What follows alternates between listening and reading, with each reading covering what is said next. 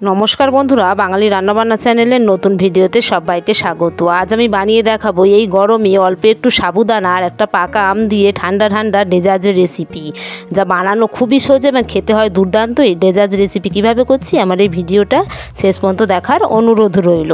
এই রেসিপি বানানোর জন্য এখানে আমি 100 গ্রাম বড় দানা সাবু নিয়েছি, পরিমাণটা বাড়িয়ে কমিয়ে নেবেন। এবার এখানে আমি একটা পাত্র নিয়েছি, পাত্রের মধ্যে সাবুদানাটাকে ঢেলে নিচ্ছি। এবার এই সাবুদানাটা আমি 2 থেকে 3 বার পরিষ্কার করে ধুয়ে নেব, তাহলে সাবুদানাটা পরিষ্কার হয়ে যাবে। এই রেসিপিটা খুবই কম সময়ে বানিয়ে নেওয়া যায় এবং দুর্দান্ত হয় খেতে। ভালোভাবে সাবুদানাটাকে ধুয়ে নিয়েছি, এবার এই জলটাকে ফেলে দেবো। দিয়ে এবার পরিষ্কার জল আমি এর মধ্যে দিয়ে দিচ্ছি। দিয়ে এবার এটাকে আমি 30 মিনিট মতন এইভাবে ঢাকা দিয়ে রেখে দেবো, তাতে সাবুদানাটা ভালোভাবে ভিজে যাবে। এবার এদিকে আমি একটা পাকা আম নিয়েছি, আমটাকে আগে পরিষ্কার করে ধুয়ে নিয়েছি। এবারে আমটাকে আমি কেটে নেব। এই পাকা আমের সিজন শেষ হয়ে যাওয়ার আগে এইভাবে একবার সাবুদানা আর পাকা আম দিয়ে এই ডেজার্টটা বানিয়ে দেখবেন, খুব দুর্দান্ত হয় খেতে। এইভাবে ছোট ছোট পিস করে আমগুলোকে কেটে নিয়েছি। সমস্ত আমটাকে একইভাবে কেটে নিয়েছি। এবার এখান থেকে কিছুটা আম আমি আলাদা করে তুলে রেখে দেবো, আর বাকি আমটা আমি মিক্সিতে পেস্ট করে নেব। মিক্সিতে আমটাকে পেস্ট করে নিয়েছি। পেস্টটা ঠিক এমন হয়েছে। এবার 30 মিনিট পরে ফিরে আসছি।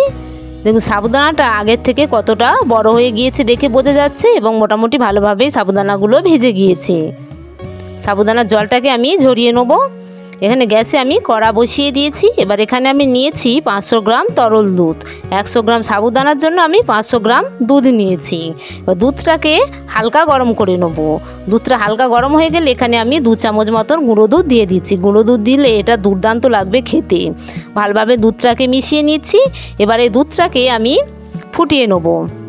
দুধটা ভালোভাবে ফুটে উঠেছে। এবার এর মধ্যে দিচ্ছি আমি অল্প একটু চিনি, পরিমাণে এটা আমার 50 গ্রাম আছে। মিষ্টির পরিমাণটা বাড়িয়ে কমিয়ে নেবেন। আর আমি 3টে গোটা এলাচ ফাটিয়ে দিয়ে দিলাম। আর দিচ্ছি অল্প একটু লবণ। যে কোনো মিষ্টি জিনিসে লবণ দিলে স্বাদটা খুব ভালো হবে। আবার দুধটাকে কিছুক্ষণ আমি এইভাবেই জাল দিয়ে নেব।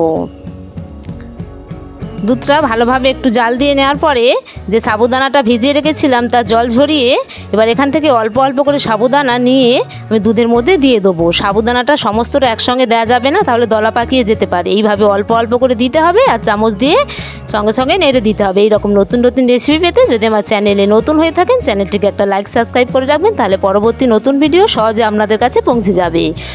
দুধ আর সাবুদানাটাকে কিছুক্ষণ জাল দিয়ে নিয়েছি। ঘনত্বটা ঠিক কেমন আছে দেখে বোঝা যাচ্ছে। এর থেকে বেশি ঘন করা যাবে না, যেহেতু এটা সাবুদানা আছে, ঠান্ডা হলে এটা টেনে যাবে। ভালোভাবে এটাকে ঠান্ডা করে নেব। ভালোভাবে ঠান্ডা করে একটা পাত্রের মধ্যে ঢেলে নিয়েছি। এবার এখানে যে আমের মিশ্রণটা করে রেখেছিলাম সেটা এর মধ্যে দিয়ে দিলাম। দিয়ে এবারে ভালোভাবে সাবুদানা দুধের মধ্যে মিশিয়ে নেব। এই রেসিপিটা এতটা দারুণ হয় খেতে, এক চুমুক মুখে দিলেই যেন প্রাণ ঠান্ডা হয়ে যাবে, এবং দেখতে কতটা সুন্দর হয়েছে তা দেখেই বোঝা যাচ্ছে। ভালোভাবে আমের পাল্পটাকে মিশিয়ে নিয়েছি। এবারে যে আমের টুকরোগুলোকে রেখেছিলাম সেগুলোকে এর মধ্যে দিয়ে দিলাম। এই আমের টুকরোগুলো মুখে পড়লে আরও দুর্দান্ত লাগবে খেতে।